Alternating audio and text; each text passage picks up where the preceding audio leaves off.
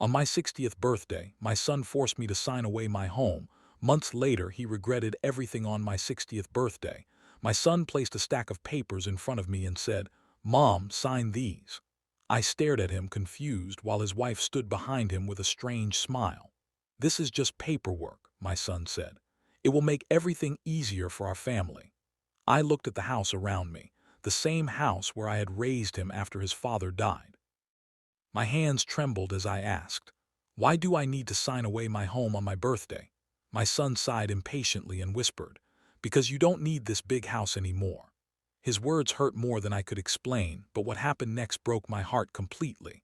I picked up the pen, unaware that my signature would change all of our lives forever. My name is Margaret Wilson, and for almost 40 years, the little white house on Willow Street had been more than a building to me. It was my home. It was where my husband, Daniel, had kissed me goodbye before leaving for work every morning. It was where we had celebrated Christmases, birthdays, graduations, and countless ordinary evenings that somehow became precious memories.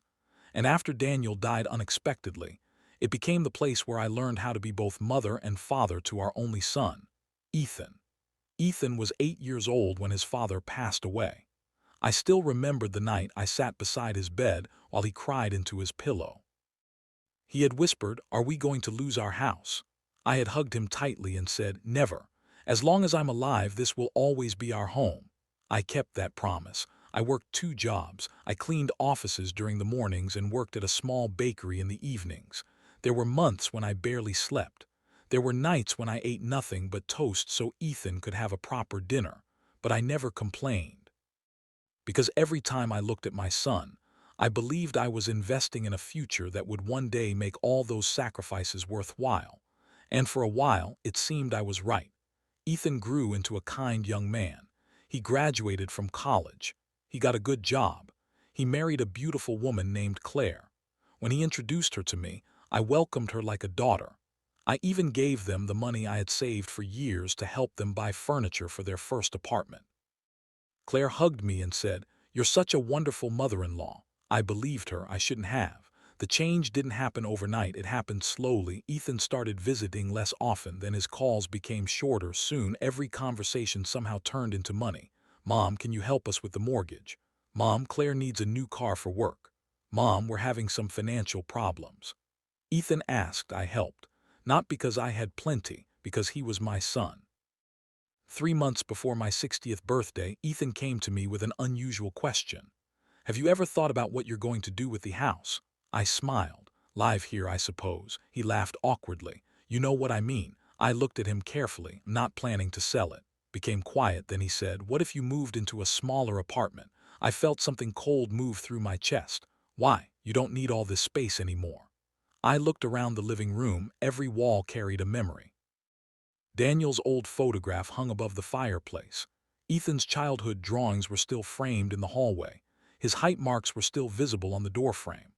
"I need this house," I said quietly. Ethan didn't answer. He simply stood up and left. I thought that was the end of the conversation. I was wrong. On my 60th birthday, Ethan and Claire arrived together. They brought a cake. They smiled. They hugged me. For a few minutes, I actually felt happy.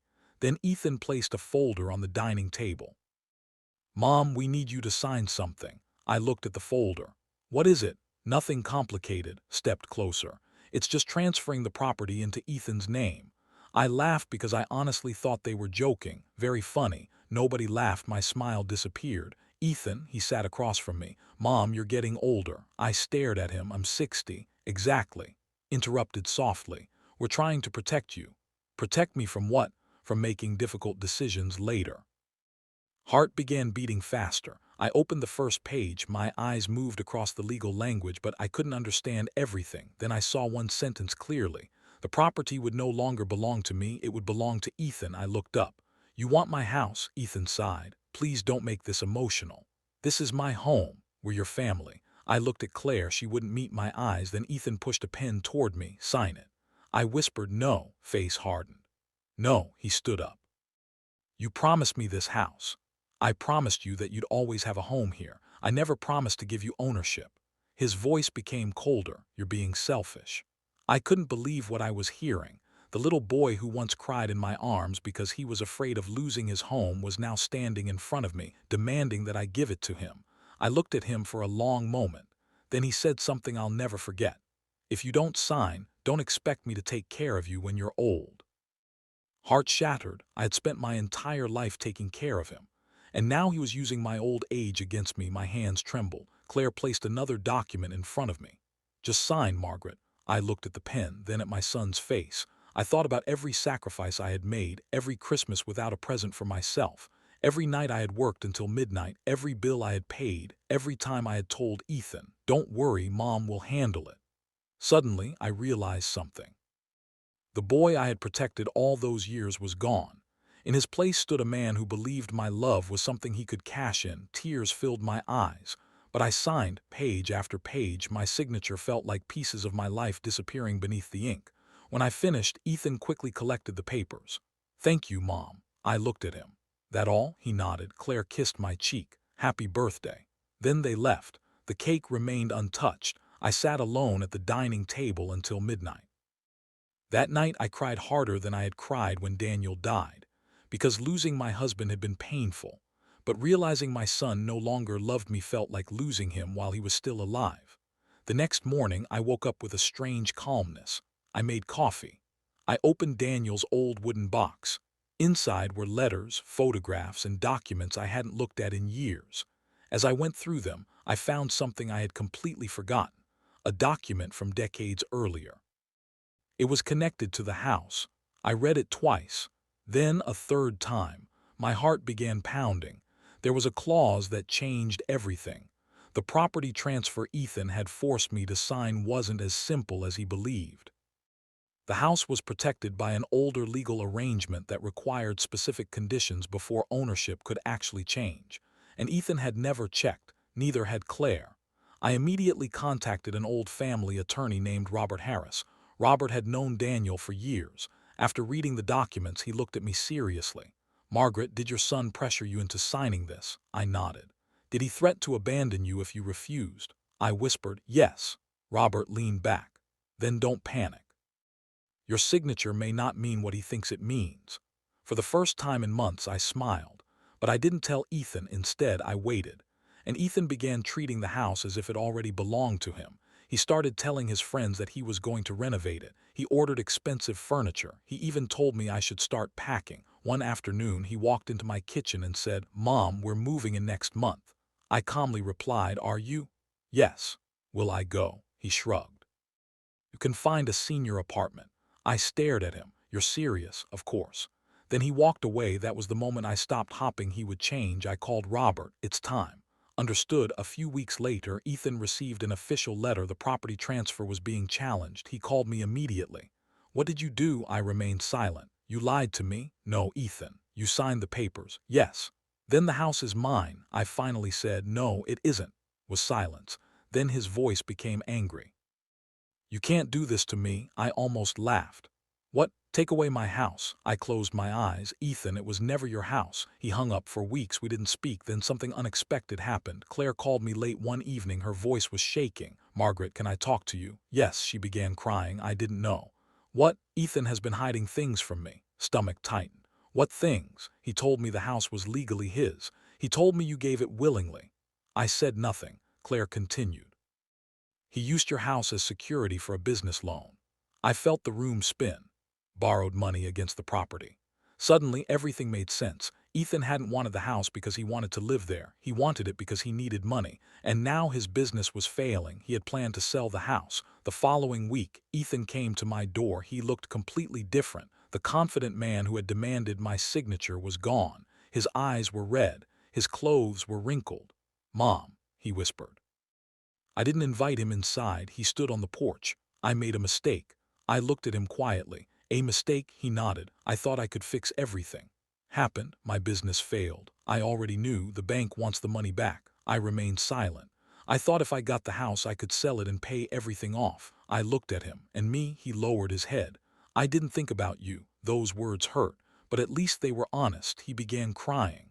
"I don't know what happened to me, Mom." I finally opened the door. "Come inside." Walked into the house. He looked around at the photographs, at the old furniture, at the marks on the doorframe. Then he saw his father's photograph. He stood there for a long time. "I remember Dad carrying me through this hallway," he whispered. I nodded. "He loved you," wiped his eyes. "I know." Then he turned toward me. "I'm sorry."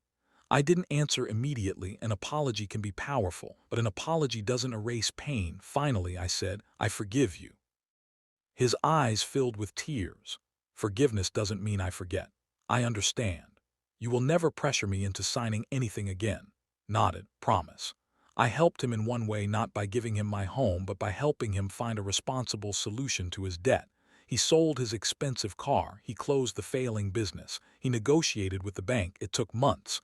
But eventually, he rebuilt his life. Claire and Ethan moved into a smaller home, and I stayed exactly where I belonged.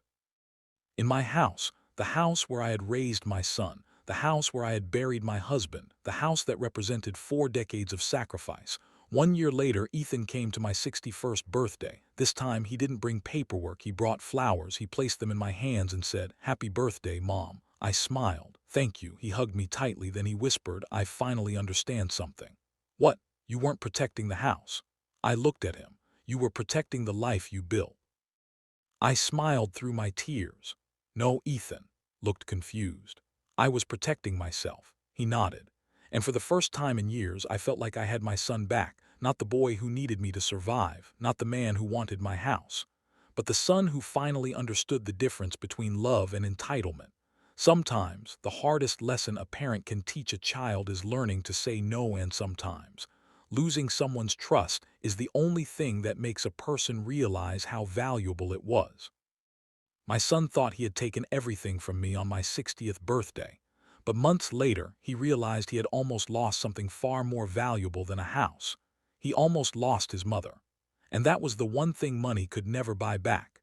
If this story touched your heart, don't forget to like this video, share it with someone who needs to hear this message, and subscribe to the channel for more emotional family stories. And remember, never confuse someone's kindness with weakness. Sometimes the quietest person in the room is the one who has already survived everything.